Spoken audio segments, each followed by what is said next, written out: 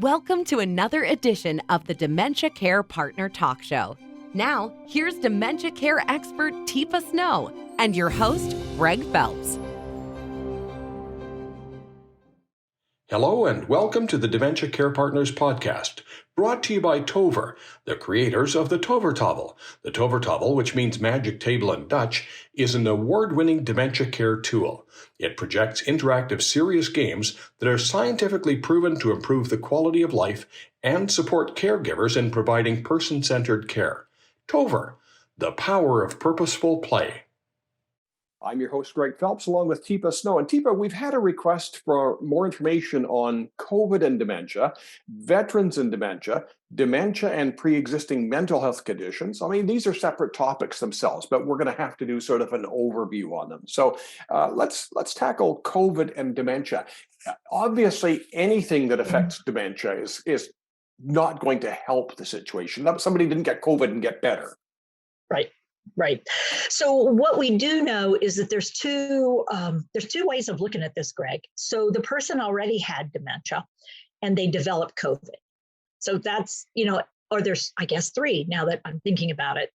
They got COVID, or because of COVID, we've talked some about the isolation, the not being able to do things the way we've always done them, not being able to communicate the way we've always done that. So, I mean, that's a huge issue right there. And the third group is people who got COVID and now look like they're developing sort of a cognitive problem, because we know that their particular strain of COVID, it crossed the blood-brain barrier. It's one of the things that it can do as a virus, and it was crossing the blood-brain barrier. And there's evidence that it stays active in the core of the brain. And so we're starting to be concerned with some of these long haul symptoms that we might actually be looking at the beginning of understanding a new dementia, or at least a cognitive disability that maybe it's going to be stable, but we're not sure because it's a virus that maybe we've inactivated, but we aren't positive what that means. So those are the three caveats. And I think the first and the third are the ones that we might be the most interested in at the moment. So if your person has had COVID, you have extra things to look out for, not just the normal day-to-day worries. You've got a little bonus.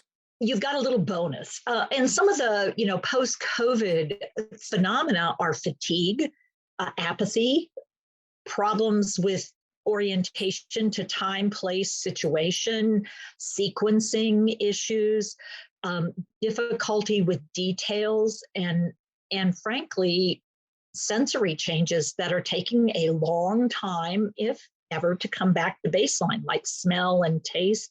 So things like appetite and eating or drinking, and socializing. Fear of socializing for some people has become immense.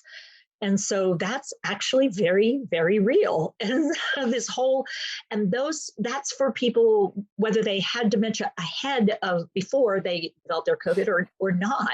We're finding that some people are really struggling with recovering from COVID. And the real question is, we don't know how far people will recover. We don't know if this is a chronic condition or a progressive condition. Teepa, our next question related to veterans and dementia, and I'm going to throw in the PTSD on that just because it's a factor there. Yeah. So we did a presentation, was that in California, Yountville, years ago? Yeah, Yountville. Yeah. We did, sure enough. And the veterans there were, and the care partners were extremely interested, because I hate to say anybody is unique, but veterans are in a really unique situation. Yeah, I mean, particularly veterans who served overseas or in combat or in a crisis situation. So it could be a domestic crisis, it could be a foreign crisis, but like National Guard troops for us. And at your place, I'm sure you guys have military that might help out in a crisis or a major event. And it means they experience things. Frequently, there's adrenaline involved and cortisol involved, and they have to learn to do things in a very different way due to extreme situations, be they environmental plus human, and they've learned to do things and anticipate things and live in a high fear state or a high arousal state for periods of time that are way extended. And so when they come back to an environment that's not supposed to be like that, their brain has a very difficult time sometimes disengaging. And so there is evidence that that transition is not easily nor smoothly made. And even while people are over there, or in those situations, we find some folks do not respond well. I mean, they were great in basic training. They were fine when there wasn't that level of demand, but that level of demand put the brain in a shock state. And so they have that recurring PTSD, that phenomena of almost a panic attack, that sense of being threatened when there really shouldn't be a sense of threat, but it takes them to that place, that time, that situation, as though it were happening in that moment. And just for giggles, let's throw in dementia. Yeah, and I was going to say, and then, of course, so like what does dementia do? Robs you of the ability to be aware of time, place, situation with any accuracy. And so therefore, what might be annoying, irritating, angering in one situation without having being a veteran of a war or a conflict or of a crisis, now the person feels truly threatened. And so now we bring in things like weapons or being attacked or having to save your comrades or being ambushed and that kind of thing. And if we are in close proximity to that individual, the environment might feel to them much more like an attack situation than a care situation. And yet we could be doing almost nothing from our perspective that should elicit that reaction. And yet it can be very quick and very intense. This could also apply to police officers, firefighters, ambulance personnel, anybody who's dealing with those high stress. Absolutely.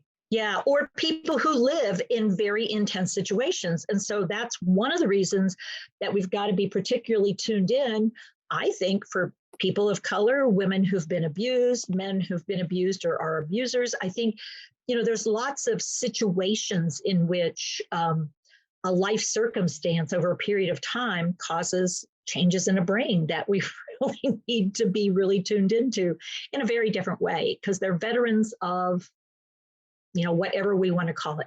We have military veterans, but I think we have a lot of other veterans out there that haven't been recognized for how they've survived and what they've survived. So a wise woman once said, know your person, know your person, know your person. Do you know that person? I think I've run across her occasionally. So why is that important? Why should I take the time to read somebody's chart or get to know them before I enter their space and give care? Yeah, because if I use all these techniques that Teepa talks about, this woman on the podcast here talks about, I can certainly keep myself and the person in a space that tends to be safer. But if I've learned more about that individual, I could actually make a decision. You know what? We're not going into that little bathroom because small spaces by history have been a real trigger state for that person. We're just not going to use that space. We're going to, close that door, lock that door. That is not where we're going. We're going to be very careful that any toileting things, any bathing things occur in a larger space where there are other people around. So it feels less private and scary because for them, something happened in that space. And so we need to tune that in. On the other hand, there may be somebody who doesn't want to be in a public space, in which case, boy, do I want to know that about them. That's where they felt really traumatized because that's where something happened to them in that kind of location with that kind of sound, with those kind of movements going around. The more I know, the better I can support someone and help other people support someone by noticing things and then letting people know about it. I think you were the one that noticed people tended to get a little hinky sometimes when we got to their right-hand side. And then all of a sudden it twigged that, oh, that's the weapon side. Maybe you should just be a little more careful about that.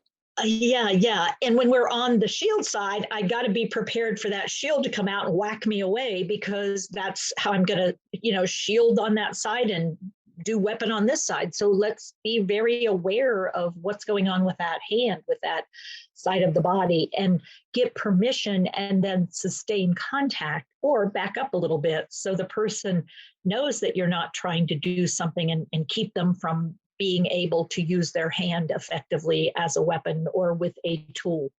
Yeah. Deepa, where can people get more information on this? Because it does cover COVID, it covers veterans, it covers mental health conditions. Where can we Yeah. find more details? Or can I talk to somebody? And that would be my first guess. And for probably my first recommendation is talk with somebody. So we have a 800 number. We have info@tepasnow.com email. We have free consults. We really do want to help people recognize what might be triggering things rather than making assumptions, and finding out more about human beings, both yourself and someone else, because sometimes the veteran isn't the one who needs care. They're the one who's trying to offer care. And so recognizing our own limitations, perhaps, or what are some of our triggers, might be really important. Deepa, thank you very much. Thank you, Greg. You've been listening to the Dementia Care Partners podcast, brought to you by Tover, makers of the Tover Towel. For more information, www.tover.care. And for more information on positive approach to care, check the website at tepasnow.com. Hi, I'm Teepa Snow, and you just found our YouTube channel and watched one of our videos. I'm the owner and founder of Positive Approach to Care. Thanks for watching, and if you liked, if you have a comment about, or you would, please share it with people you know. Oh, and if you haven't yet done it, consider subscribing. We'll let you know when the next new video comes out. And you might want to visit our website, www.tepasnow.com, where you'll find other resources as well. See you there.